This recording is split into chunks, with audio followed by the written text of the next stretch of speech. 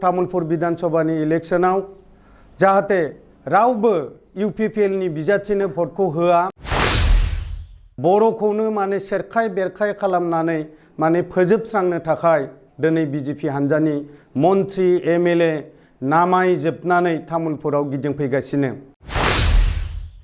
BTR सुक्तियाव जेरै गामि दाननायनि माने दफा लिरनानै लाबोदों बिदिनो जोङो BTC आव मोनखानाय 39टा डिपार्टमेन्टनिबो दायो माने जिखिनि गिदिर माने डिपार्टमेन्टमोन बे डिपार्टमेन्टफोरखौबो आसाम सरकारजों लांफिनजाफिनबाय BPF तामुलपुर जिल्लाया दैखांनाय BPF नि मददाव माने बिसायख'थियाव बाहागो लानाय गणेश कछारीनो हेलिकप्टारनि सावगारियावसो जाहाथे भटखौ होयो।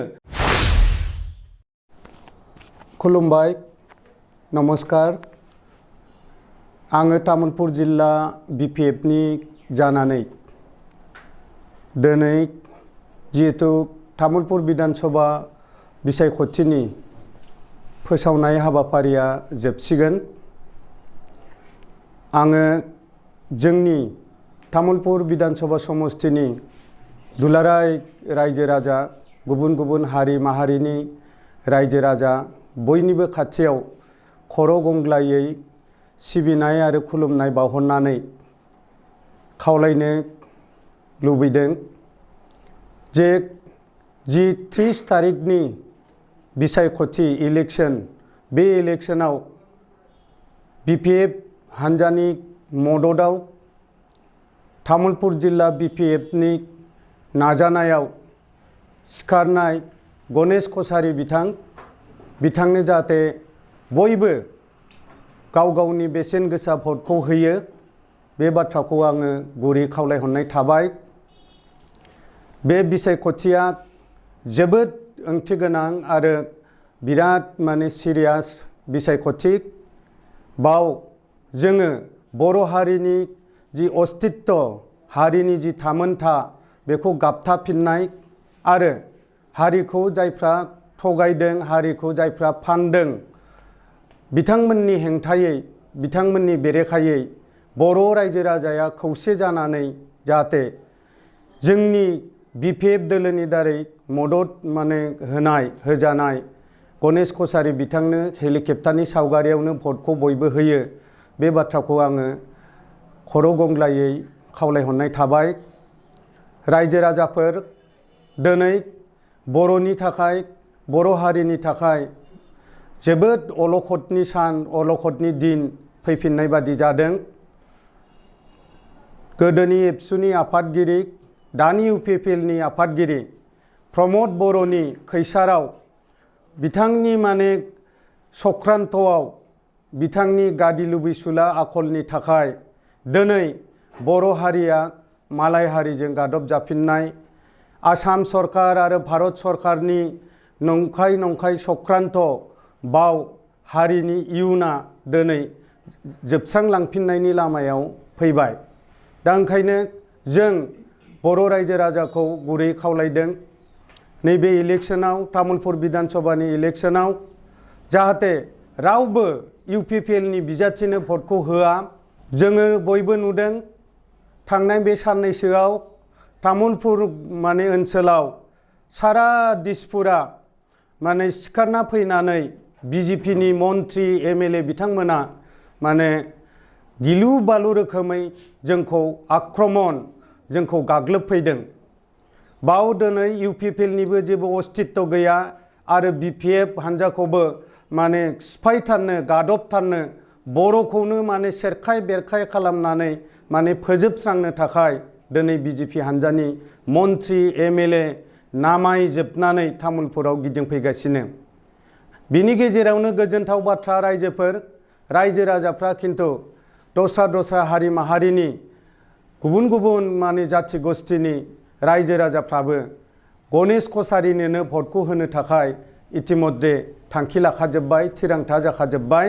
गणेश कछारीया देरहानाया खाथां जाबाय रायजोफोर ओंखायनो रावबो जाहाथे गोनो गोथो जाया बर' रायजोआ बिसेस भाबे एक जानांगौ साफा सानै थाखा लुबैसुला गादि लुबैसुला मानसिफोरनि उल्था फाल्था जानाय दस्रा दस्रा दोलोआव थांनाय बे बाथ्राखौ जाहाथे रावबो खोनासङा बिथांमोननि बाथ्राखौ जाहाथे रावबो लाया बिनि थाखाय आङो बर' रायजो राजाफोरखौ खावलायहरनाय थाबाय। मानो होनोबा फैगौ साना बर'नि थाखाय बिराद अलखदनि सान।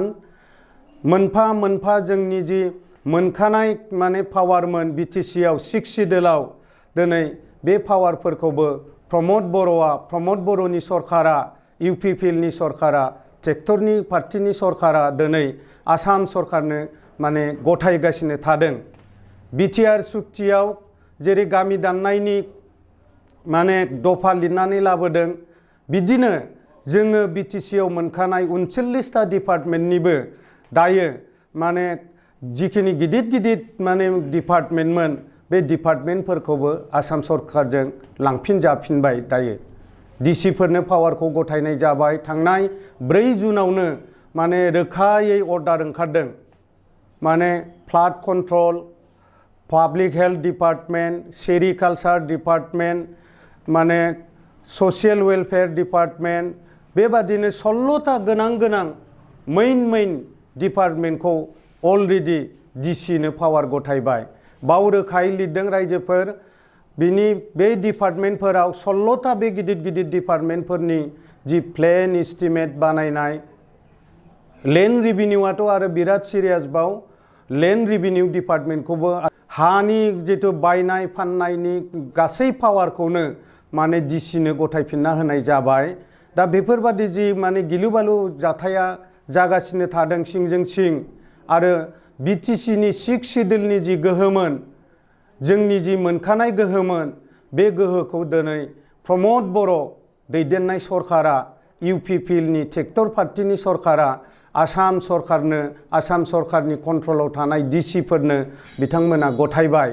बिटिआर एकर्डआव डिसिफोरखौ कन्ट्रल खालामनायनि थाखाय मोनसे दफा दंमोन नाथाय प्रमद बर'नि दैदेननो रोङैनि थाखाय दिनै अर्डारा ओरैबादि माने गाज्रि अर्डार ओंखारदों डिसिफोरनोसो पावारखौ गथायनाय जाबाय। डिसिआ डाइरेक्ट प्लेन एस्टिमेट खालामनानै प्रिन्सिपाल सेक्रेटारिनोसो डाइरेक्ट हैगोन आरो प्रिन्सिपाल सेक्रेटारिया आसामनि माने सेक्रेटारियाटआवसो बेखौ माने पास खालामनो थाखाय हरसिगोन। दिनै बिटिसिनि इएम एमसिएलएफोरनि जेबो गोहो गैयैबादि खालामनाय जोबनाय जाबाय। दा ओंखायनो बे इउपिपिएलआ जुदि पावाराव थाबाय थानांगौबा गोलाव सम जोंनि बिटिसि 6 सिडुला धंस जागोन अलरेडि जाहांबाय आरो जोंनि जि मोननांगौ मोन्थाय बे मोन्थायफोरा मोनसेनिफ्राय मोनसे गोमालांजोबगोन। बेबादि अबस्थायाव बोरै रायजो राजाफ्रा इउपिपिएलनो भट होनो? दा ओंखायनो आङो गुरै खावलायनाय थाबाय गासै बर' रायजो राजाखौनो तामुलपुर बिधान सभानि सिङाव थानाय दाब जोंनि जि बर' मैखोम ओनसोल बर' गामिफोर बर' रायजो राजाफोर जाहाथे खौसे जानानै बे जि माने हारिनि हेंथायै हारिनि मोन्थायनि उल्थायै जि खामानि मावबाय बेनि जाहाथे फिननायखौ नैबे इलेक्सनाव होयो बे बाथ्राखौ आङो रायजो राजानि खाथियाव गुरैयै खर' गंग्लायै खावलायहरदों। जाहाथे फैगौ 30 तारिखआव रावबो इउपिपिएल ट्रेक्टर पार्टियाव ट्रेक्टरनि सावगारियाव भट होआ।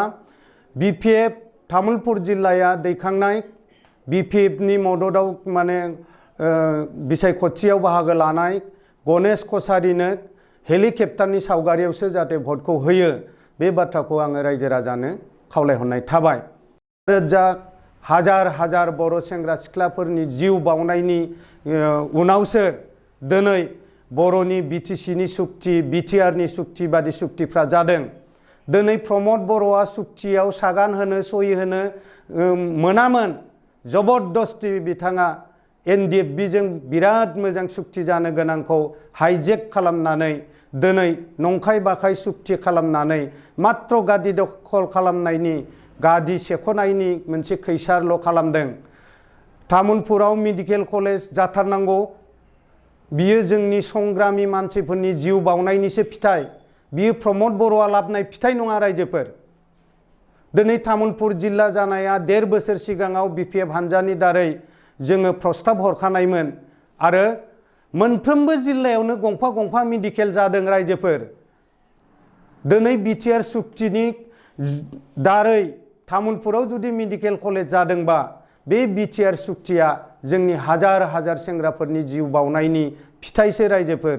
बियो प्रमद बर'आ जेरै जोंखौ फाननानै थाखा कमायनानै 7 कौटि 8 कौटि एबसुनि आफादगिरि जानायावनो फैसा बुथुमखानाय बे मानसिया जोंनो मेडिकेल कलेज होफैयाखै। जोंनि सेंग्राफोरनि जिउ बावनाय आरो त्यागनिसो फिथाइ बियो रायजोफोर। दा बेफोर खोथाखौ जोङो बुजिनांगोन जाहाथे प्रमद बर'नि माने सख्रान्तनि खैस्टाननि राजनितिया जाहाथे गोलाव जोरा बे बाथ्राखौ जोङो नोजोर होनांगोन। मोनसे बाथ्रा थालांदोंमोन बे जाहैबाय माने इउपिपिएल आरो बिजेपिनि माने दोलोआ फोसावदोंनो जे गणेश कछारिया इलेक्शननिफ्राय आनज्रायसिगोन जना थासिगोन। गणेश कछारिया जना थायाखै रायजोफोर, जना थानाय नङा, बियो जना थाग्रा मानसि नङा। आरो जोङो आं महेश्वर बसुमतारियाबो जना थाग्रा नङा, सारेन्डार खालामग्रा मानसि नङा जोङो। दिनै गणेश कछारिया 60थानिख्रुइ बांसिन हाबाफारि लानानै फिल्डआव गिदिंगासिनो दङ आरो जोंबो 50थानिख्रुइ बांसिन माने गावस्रा प्रसार अभियानाव जोङो दोङो। जोङो देरहानाया निश्चित जाबाय रायजोफोर। 1 सिटिया जोङो भट मोननानै देरहासिगोन। गोजोन्थों।